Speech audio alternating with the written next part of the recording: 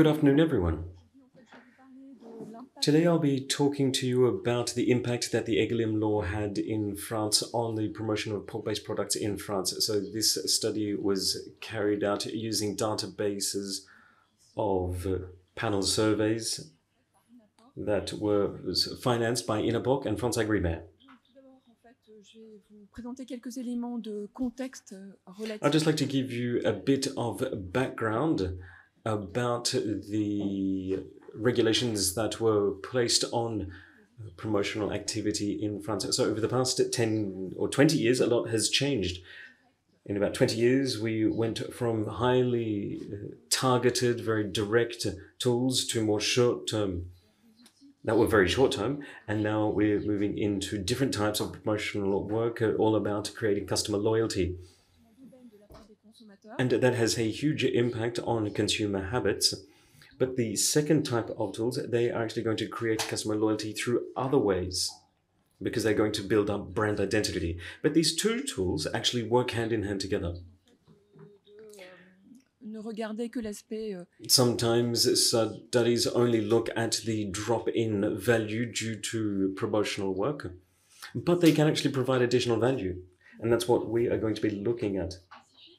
So we say that there's going to be added value when they provide specific value, and that's where you are going to work in a more proactive way to try and provide value through the promotions, because you're giving a trial or you're going to try and create customer loyalty by giving them a test taster. Then you also have a limited product approach, and that's also a way of providing specific value. And that's more defensive. And actually, if we tie back to the 2018 law, the EGalim I Law, don't know what I did there, but the screen has changed.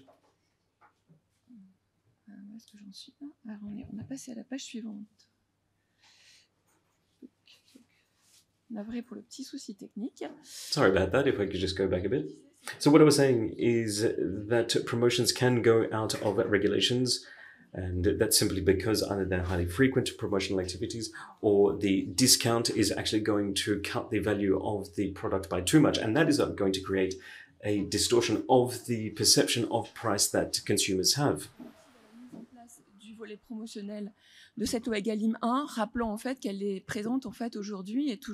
So all I want to say is that the EGalim law is still active until 2026. As an experimental implementation. Now, that said, when talking about pork, the promotional value was actually altered in 2015, 16, and 17 with some parliamentary decisions. Now, in terms of promotional activity, they are capped in terms of volumes at 25%, and in terms of value, for 34%. Now, volumes, it could also be capped through the contracts that are given with distributors.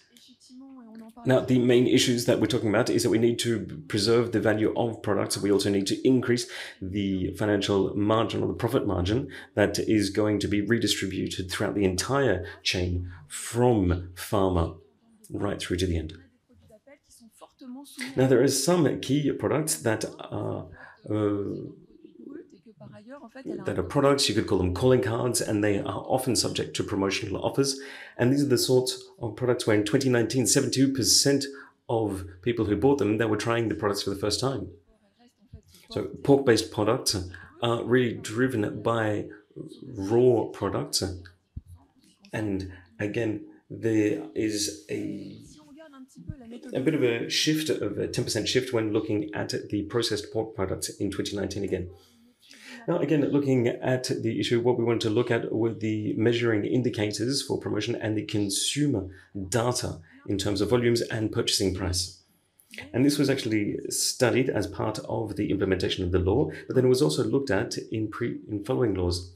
So you have research that was carried out by Garde and Bonny in 2021, and there was also the study into the distribution of value throughout major key products within the industry that was done by Boyer in 2019, and that was monitored by OFPM. Là, en fait, on va s'attacher à regarder. Again, in that study, what we wanted to see was what happens at the industry level. And there were three main areas of that study. They wanted to show the dynamic and investment of promotional offers, the structuring of product-based offers per brand, and price inflation. There were three different ways of monitoring all of that. The first was a panel study with A3 distribution. The first indicator was obtained by extraction and the other by calculation.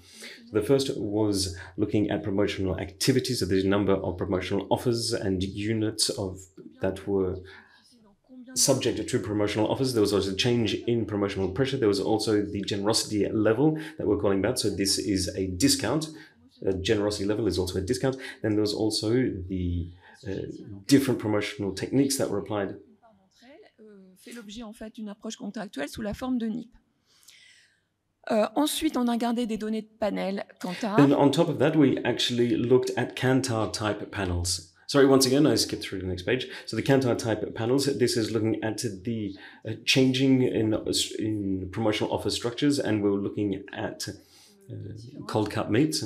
We're looking at the different brand types as well. We also looked at the changing inflationary prices by comparing price changes in big, large circuit distribution as opposed to small shops. So what we saw is that there is a change in promotional activity.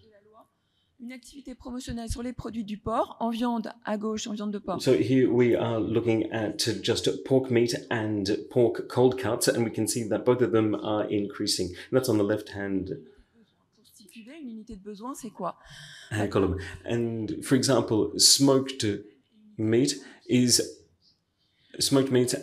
2019, renchérissement de cette activité. So you can have smoked meat or bacon, and they would still be considered to be two different units, even though they're pretty much the same. It's just that one is a cut form of the other. So they are considered to be two separate units.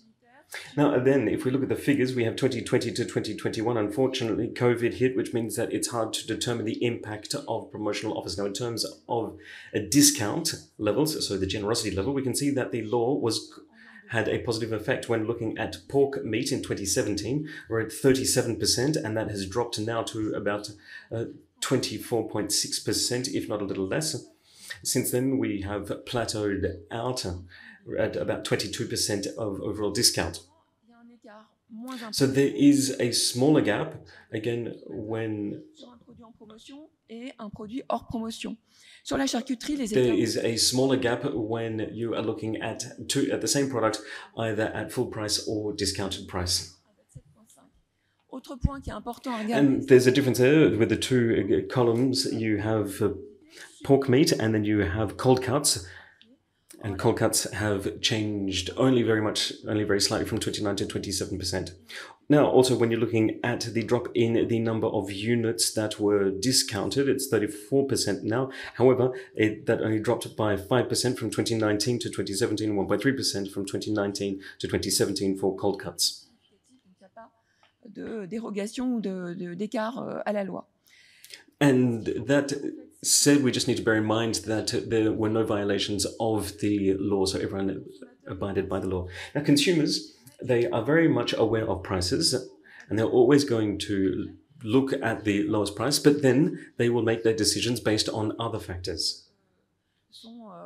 De son pouvoir d'achat et de sa And it will depend on their purchasing power and their own sensitivities and their own beliefs.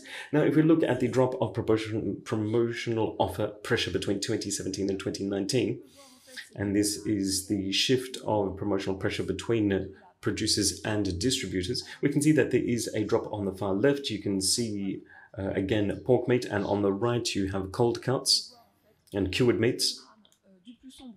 You can see the time frame from 2017 to 2021. You've got supermarkets, hypermarkets, and small-scale distributors. What you can take out from this is that there was a strict cap put on overall promotional offer volumes, so that lowered the pressure, and that also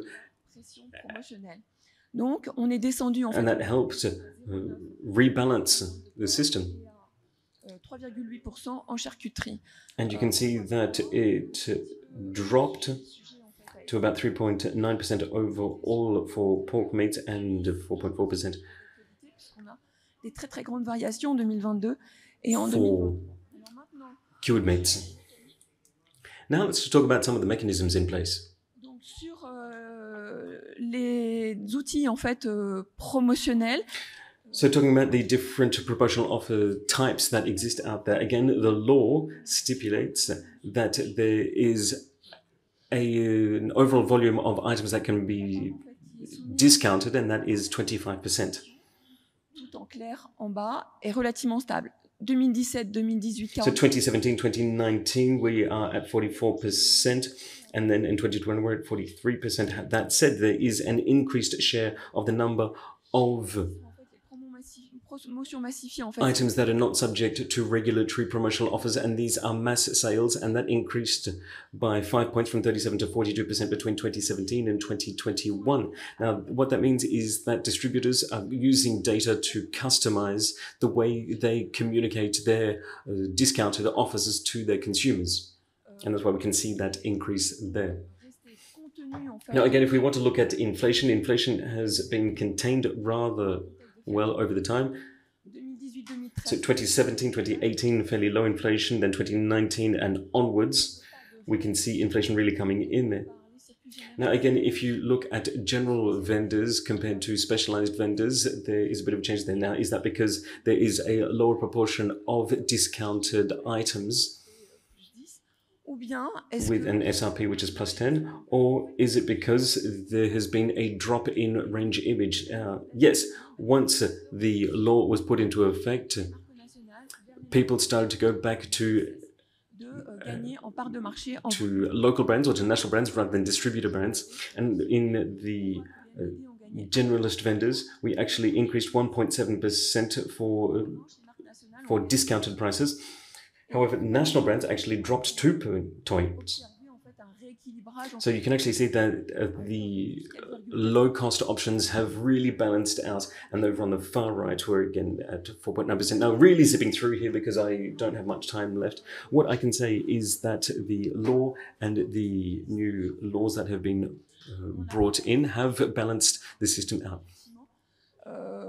Par rapport en fait à l'encadrement du gain des surfaces. When talking about the regulations in terms of overall surface area in shops, well, in terms of market share, we could say that some shops are focusing more on promotional offers to win in new customers. And then we look at the prices.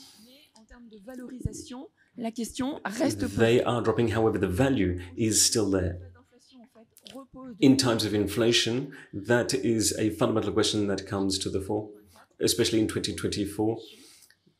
The role of promotional offers is very much on the fore. Also, a fair price. A fair price is a very important issue for a lot of consumers because they are looking for both value and a fair price. And there is a perceived gap between a price on the aisles as a full price and then a discounted price. Et la multiplicité des types de promotions qui s'empilent aussi également. Dernier point sur les enjeux. Which would also have an effect. Now, final issue in terms of climate. Consumers, they care obviously about the climate, and some consumers are actually more focused on the common good as opposed to their own individual needs and desires, and that weighs in on the decisions they make when buying. Thank you very much.